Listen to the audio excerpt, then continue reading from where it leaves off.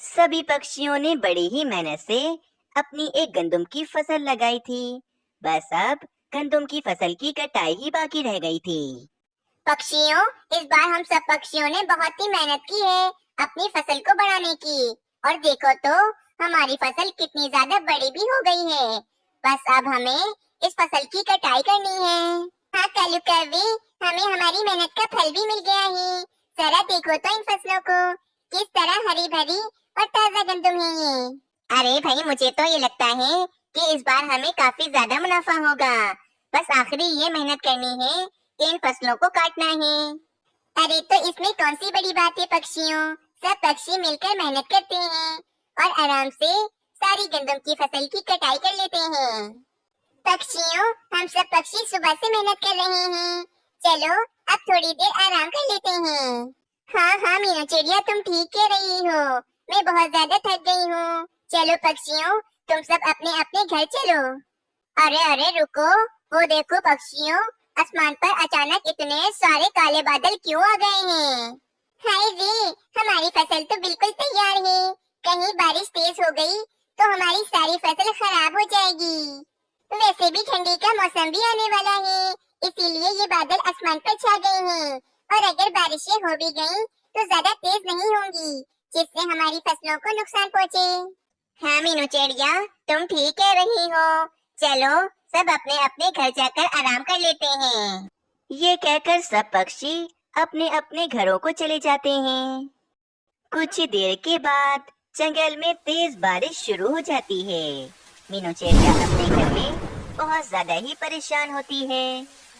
बस ये बारिश जल्दी ही रुक जाए, वरना हम पक्षियों की सारी मेहनत जाया हो जाएगी। परंतु ये बारिश तो इतनी ज्यादा तेज हो रही है कि मुझे नहीं लगता कि ये जल्द ही रुकेगी।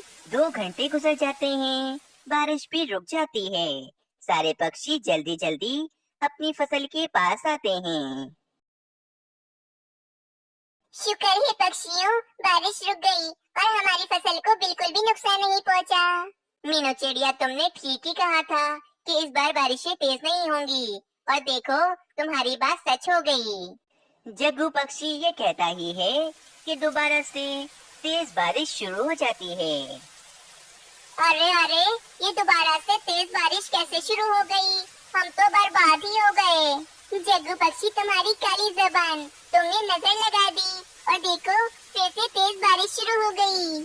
पक्षियों, जिस तरह से ये बारिशें हो रही हैं, मुझे तो नहीं लगता कि ये जल्द ही रुकेंगी। अरे नहीं भाई कोयल बहन, ऐसा मत कहो, हमें अच्छे की उम्मीद रखनी चाहिए। पक्षियों, इस तेज बारिश में हम अपनी फसल को नहीं काट सकते हैं और अब हमें अपने अपने घरों को चलना चाहिए। इस तरह बारिश को 3 दिन गुजर जाते हैं। पूरे जंगल में समुंदर की तरह पानी भर जाता है और कुछ पक्षियों के घर तो पानी में ही डूब जाते हैं, लेकिन बारिश भी रुक जाती है। हाय रे, जिस बात का डर था वही हुआ। हमारी सारी फसल पानी में डूबकर खराब हो गई। अब हम सब पक्षी क्या करेंगे? हम सब पक्षियों की तो कितने महीनों की मेहनत जाया हो गई। इस बार तो हम सब पक्षी बहुत खुश थे कि इस बार ज्यादा मुनाफा होगा, परंतु हमारे नसीब में खुशियाँ कहाँ हैं जो हमें इतना ज्यादा फायदा होता। पक्षियों, हम सब पक्षियों ने 3 दिनों से कुछ नहीं खाया है, सिर्फ पानी पीकर ही गुजारा कर रहे हैं। अब तो हमारी फसल भी खराब हो गई है, अब हम क्या खाएंगे? हाँ पक्षियों, पूरे जंगल में समुद्र की तरह पानी भरा हुआ है, अब तो भोजन भी नहीं मिलेगा कहीं। मैं भी बहुत परेशान हूँ, हमें भोजन का कुछ न कुछ तो करना ही पड़ेगा, वरना हम सब पक्षी भूख के कारण मर जाएंगे। मीनू चिड़िया, मेरे पास एक बहुत ही बढ़िया उपाय है। हमारे जंगल में एक अमीर चील रहती है, उसके पास बहुत सारे गंदम के खेत हैं दूसरे जंगलों में। क्यों ना हम उससे उधार पर कुछ गंदम के दाने ले लें। उपाय तो बहुत बढ़िया है, परंतु न जाने ये बाजू चील हम पक्षियों को उधार पर भोजन देगी या फिर नहीं, और क्या पता ये अभी हमारे जंगल में होगी या फिर नहीं। मीनू चिड़िया, मुझे नहीं लगता कि वे अमीर चील अभी भी हमारे जंगल में ही होगी, क्योंकि हमारे पूरे जंगल में तो सैलाब आ गया है और वे चील तो कब का जंगल छोड़कर भी चली गई होगी। जग्गू भाई, हम उस चील के पास तो चलते हैं, क्या पता वे अभी भी हमारे जंगल में ही हो। चलो मीनू चिड़िया, हम दोनों चलते हैं। अगर ज्यादा पक्षी जाएंगे तो वे चील क्या पता गुस्सा भी हो जाए। मैं भी चलूंगा तुम दोनों के साथ। देखना, मैं उस चील को मना ही लूंगा। बस फिर तीनों पक्षी उस चील के पास चले जाते हैं। अरे पक्षियों, आज यहाँ मेरे पास क्यों आए हो? बाजू चील, शुक्र है कि आप हमारे जंगल में हैं। मुझे तो लगा था कि आप हमारे जंगल को कब का छोड़कर चली गई होंगी। नहीं नहीं चिड़िया, मैं इस जंगल को छोड़कर भला क्यों जाऊंगी? इस जंगल से तो मेरी यादें जुड़ी हुई हैं। इस जंगल में मेरे पूर्वज भी रहते थे और मैं भी हमेशा इसी जंगल में ही रहूंगी। बाजू चील, हम जानते हैं कि आप बहुत ज्यादा अमीर हो और आपको भोजन की बिल्कुल भी कमी नहीं है। इसीलिए हम कुछ भोजन आपसे उधार पर मांगने के लिए आए हैं। हाँ चील बहन, हम पक्षियों की सहायता करो, हमें उधार पर थोड़ा सा भोजन दे दो ताकि हम सब पक्षी वे भोजन खाकर जिंदा रह सकें। क्या कहा तुम पक्षियों ने कि तुम्हें उधार पर भोजन चाहिए? मैं तुम सब पक्षियों को एक दाना भी भोजन उधार पर नहीं दूंगी। मेरे पति ने तुम पक्षियों का एक मासूम सा बच्चा खा लिया था। फिर तुम जालिम पक्षियों ने मेरे मासूम पति को सजा दिलवाई और वो मर गया। बाजू चील, तो हमने कुछ गलत तो नहीं किया था। जो भी पक्षी गलत करेगा इसको सजा तो मिलनी ही चाहिए। और वैसे भी तुम सारी पुरानी बातें भूल जाओ और हमें माफ कर दो। बस पक्षियों, बहुत सुन ली तुम्हारी। निकल जाओ मेरे घर से, वरना तुम पर हमला करके तुम तीनों को मारकर खा जाऊंगी मैं। बस फिर तीनों पक्षी उदास होकर वहाँ से चले जाते हैं। ये सब कुछ एक नन्हा चील भी देख लेता है और वे कहता है, ये पक्षी बिल्कुल ठीक कह रहे हैं। मेरे बाबा ने एक मासूम नन्हे पक्षी की जान ली थी तो उन्हें सजा तो मिलनी ही थी। मम्मा को इन पक्षियों की मदद करनी ही चाहिए थी। 4 दिन हो गए थे, पक्षियों ने कुछ भी नहीं खाया था। सब पक्षी भूख के कारण निढाल हो रहे होते हैं कि तभी वहाँ पर नन्हा चील एक गंदम की पोटली लेकर आ जाता है। पक्षियों, ये देखो, मैं आप सबके लिए भोजन की पोटली लाया हूँ। ये सारा भोजन आप सब आपस में बांट लो।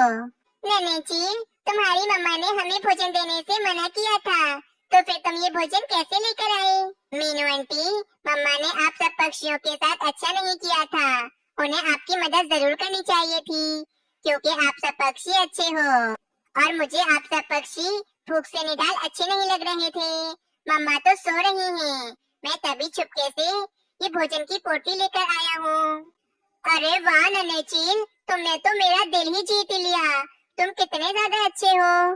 बस फिर सारे पक्षी वे भोजन खाकर अपना पेट भरते हैं।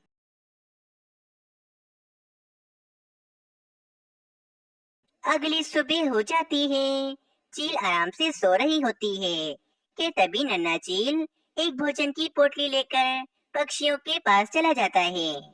तभी उस चील की भी आँख खुल जाती है और वे ये सब कुछ देख लेती है। ये मेरा बेटा एक भोजन की पोटली लेकर कहाँ जा रहा है?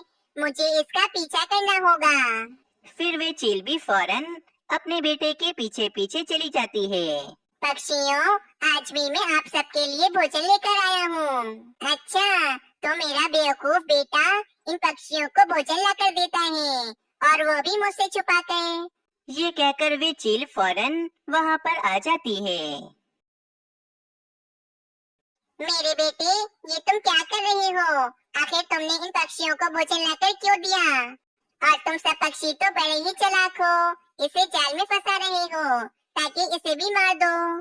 अरे अरे चील बहन, हम तुम्हारा सारा भोजन जल्द ही तुम्हें वापस कर देंगे।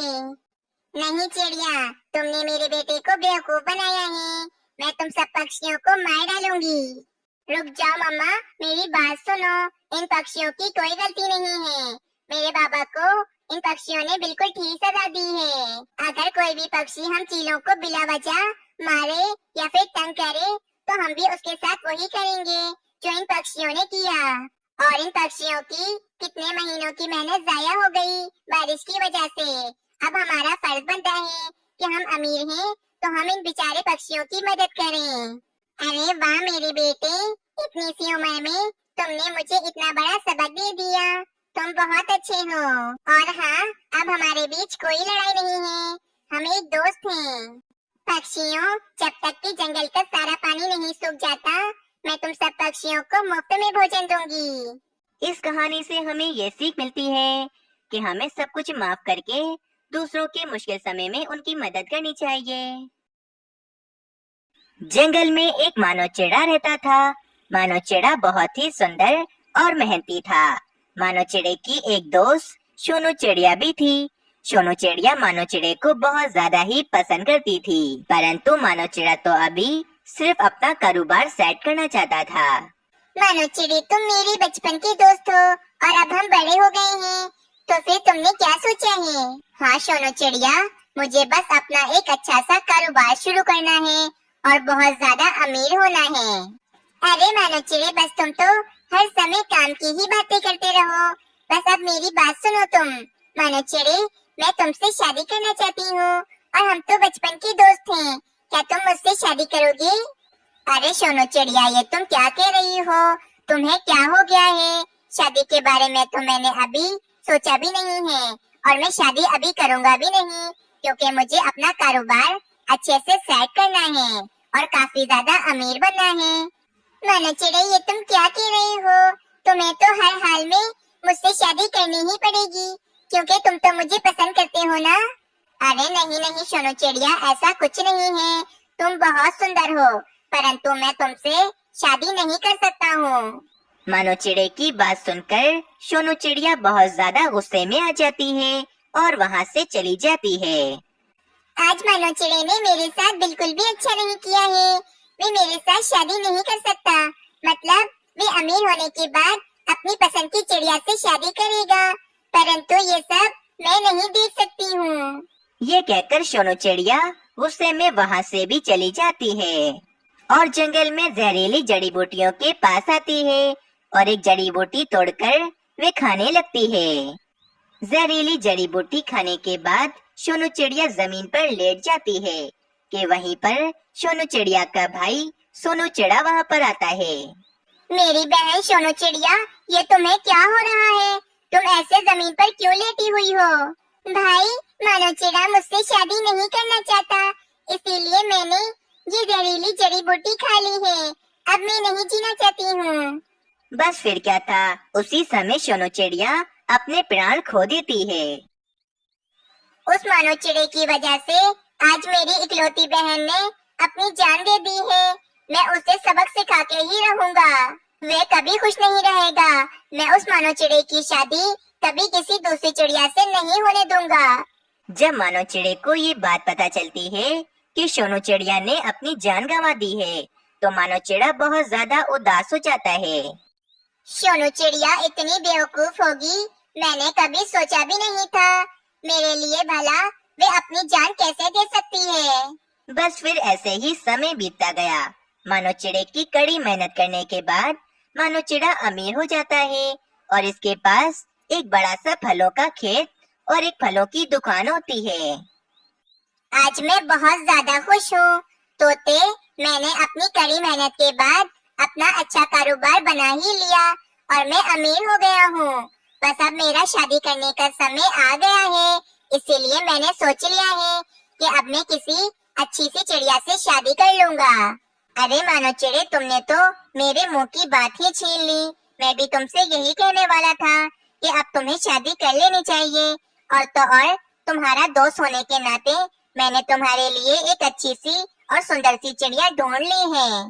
अरे वाह तोते, अगर तुमने मेरे लिए एक चिड़िया ढूंढी है तो वे जरूर अच्छी ही होगी। अगले दिन तोता मानव चिड़े को मीनू चिड़िया के घर में ले आता है। मानव चिड़े, ये है सुशील और सुंदर चिड़िया। मैं तुमसे इसी चिड़िया की बात कर रहा था। अरे वाह भाई तोते, मीनू चिड़िया तुम तो वाकई बहुत सुंदर हो। इनका घर देखकर तो ऐसा ही लगता है कि ये भी मेरी तरह काफी ज्यादा मेहनती हैं।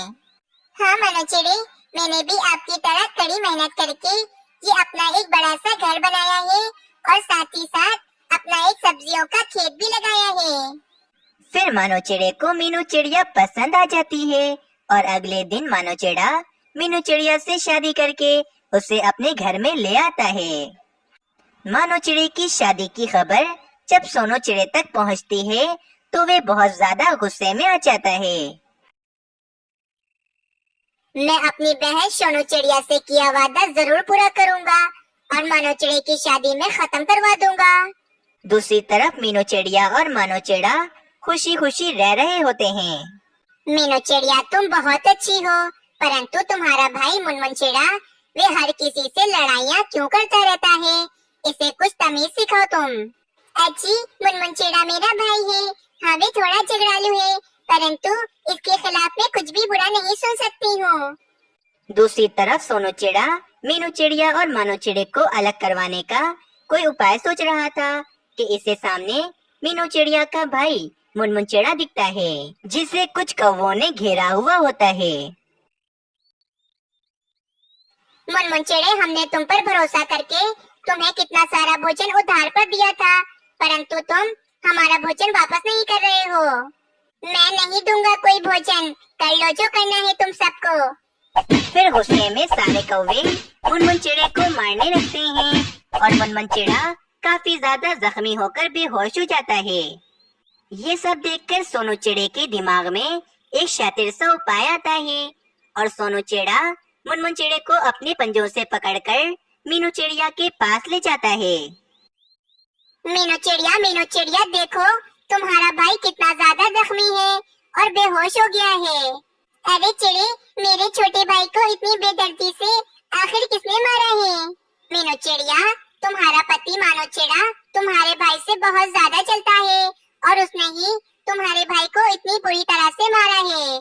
मुझे पता है कि तुम मेरी बातों पर यकीन नहीं करोगी, लेकिन मैंने अपनी इन दोनों आँखों से खुद देखा है। ये सारी बातें सुनकर मीनू चिड़िया को अपने पति पर बहुत ज्यादा गुस्सा आने लगता है।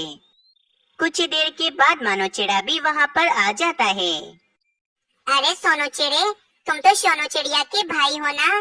सोनू चिड़े को छोड़े, आपने अपना बदला लेने के लिए मेरे भाई को इतनी बुरी तरह से मारा है कि मेरा भाई अभी हॉस्पिटल में है और उल्लू वैद जी उसका इलाज कर रहे हैं। और उल्लू वैद जी ने मुझसे कहा है कि अगर मेरे भाई को 3 दिन में होश न आया तो मेरा भाई मर भी सकता है। मीनू चिड़िया और मानो चिड़े की लड़ाई करवाकर सोनू चिड़ा वहाँ से भाग जाता है। मीनू चिड़िया, मेरा यकीन करो, मैंने तुम्हारे भाई को नहीं मारा है। नहीं, आप जब मेरे भाई को इतनी बुरी तरह से मार सकते हो तो आप मुझे भी मार सकते हैं। मैं जा रही हूँ और मैं अब वापस कभी नहीं आऊंगी। ये कहकर मीनू चिड़िया वहाँ से चली जाती है। मीनू चिड़िया के जाते ही वहाँ पर सोनू चिड़ा आ जाता है। देखा मानो चिड़े, मैंने तुमसे अपनी बहन का बदला आखिर ले ही लिया। अब मीनू चिड़िया कभी वापस नहीं आएगी। और तुम्हें पता है कि मैंने मीनू चिड़िया से झूठ कहा है कि तुमने मीनू चिड़िया के भाई को मारा है। मीनू चिड़िया के भाई को कालू कौवे के परिवार ने मारा है और बेचारी मीनू चिड़िया समझ रही है कि मीनू चिड़िया के भाई को तुमने मारा है। सोनू चिड़े, मैंने तुम्हारी बहन के साथ कुछ भी गलत नहीं किया था, तो फिर तुम मुझसे बदला क्यों ले रहे हो? बस मानो चिड़े, मुझे कुछ नहीं पता। तुम्हारी वजह से मेरी बहन आज मेरे साथ नहीं है, इसीलिए मैं तुमसे हमेशा अपना बदला लेता रहूंगा। बस इतना कहकर सोनू चिड़ा खुशी खुशी वहाँ से चला जाता है। सोनू चिड़े की बात सुनकर मानो चिड़े को एक उपाय आता है। सोनू चिड़े ने मुझे बताया है कि कालू कौवे के परिवार ने मुनमुन चिड़े को मारा है। मुझे कुछ तो करना ही पड़ेगा अब। फिर मानो चिड़ा फौरन कालू कौवे के पास चला जाता है और मानो चिड़ा कालू कौवे के परिवार के पास आकर उन्हें सारी बात बताता है। कालू कौवे, बस तुम मेरी पत्नी को सारी हकीकत बता दो कि मैंने मुनमुन चिड़े को नहीं मारा है। मानो चिड़े, मीनू चिड़िया का भाई मुझे बिल्कुल भी पसंद नहीं है। मैंने उसे ढेर सारा भोजन उधार पर दिया था, लेकिन उसने मुझे मेरा भोजन वापस न किया, इसीलिए हम सब कौवों ने मिलके उसे बहुत बुरी तरह से मारा है। लेकिन अगर तुम कहते हो तो मैं तुम्हारी पत्नी मीनू चिड़िया को जाके सारी सच्चाई बता दूंगा। मानो चिड़ा कालू कौवे को लेकर मीनू चिड़िया के पास चला जाता है। आप यहाँ पर क्यों आए हैं? मैंने आपको मना किया था ना। रुक जाओ मीनू चिड़िया, मुझे तुम्हें एक बात बतानी है। तुम्हारे भाई मुनमुनचिड़े ने कुछ समय पहले मेरी पत्नी के 2 अंडे तोड़ दिए थे, लेकिन मैंने फिर भी उसे कुछ नहीं कहा था। और अभी कुछ ही महीनों पहले मैंने तुम्हारे भाई को ढेर सारा भोजन उधार पर दिया था, जो तुम्हारा भाई अब मुझे वापस नहीं कर रहा था। इसीलिए मैंने गुस्से में तुम्हारे भाई को इतनी बुरी तरह से मारा था। तुम्हारे पति की तो इसमें कोई भी गलती नहीं है, तो फिर तुम अपने पति से आखिर क्यों नाराज हो? अजी मुझे माफ कर दे, मैंने यूं ही उस सोनू चिड़े की बातों में आपको इतना बुरा भला कहा और आपको छोड़कर भी चली गई थी। नहीं मीनू चिड़िया, कोई बात नहीं। शुक्र है कि तुम्हें सारी सच्चाई पता चल गई है, वरना तो तुम कभी मेरे घर में वापस नहीं आती। अजी आप मुझसे बिल्कुल ठीक कहते थे कि मेरा भाई बहुत बुरा है, लेकिन मैं आपकी बातों पर कभी यकीन नहीं करती थी, और आज मुझे मेरे भाई की सारी सच्चाई पता चल गई है। मेरे भाई को बिल्कुल सही सजा मिल रही है। उसने तो मासूम अंडों को तोड़ा है, उसके साथ तो यही सब होना चाहिए। कालू कौवे, मैं मुनमुनचिड़े की जगह तुमसे माफी मांगता हूँ, और मुनमुनचिड़े ने तुमसे जितना भी भोजन उधार लिया था वे सब मैं तुम्हें लौटा दूंगा।